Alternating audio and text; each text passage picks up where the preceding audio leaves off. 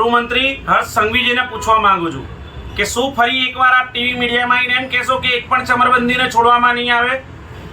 માનનીય ગૃહમંત્રી શ્રી, તમે ટીવી મીડિયાના હીરો બનવાનું બંધ કરીને જેમ પહેલાના જમાનામાં રાજા મહારાજાઓ પોતાના નગરની ચિંતા કરવા માટે રાતે વેશ પલટો કરીને નીકળતા હતા, એ રીતે આપ ગૃહમંત્રી તરીકે વેશ પલટો કરીને નગર યાત્રાએ નીકળો, આપના પોલીસ સ્ટેશનની હદમાં નીકળો, તો આપને ખબર આવશે કે ગુજરાત પોલીસમાં ભ્રષ્ટાચારના લીધે લો એન્ડ ઓર્ડરની પરિસ્થિતિ કેટલી કથળી છે.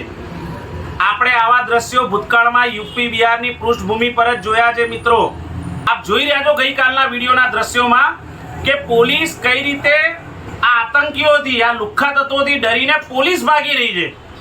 જેમને કાયદાનો ડર નથી રહ્યો, જેને ખાખીનો ડર નથી રહ્યો. કેમ નથી રહ્યો? પોલીસ ખાતું અને પોલીસ વિભાગના જે ભ્રષ્ટ કર્મચારીઓ છે, જેને 24 કલાક મફતમાં નોનવેજ જોઈએ છે, દારૂ જોઈએ છે, હપ્તાખોરી કરીને પૈસા જોઈએ છે, એ પોલીસના કર્મચારીઓની નપુસકતાના લીધે આજે ગુજરાતની અને અમદાવાદની લો એન્ડ ઓર્ડરની આ સ્થિતિ થઈ છે. અને એના માટે કોઈ જવાબદાર હોય તે ભાજપની સરકાર છે અને ભાજપના ગૃહમંત્રી છે.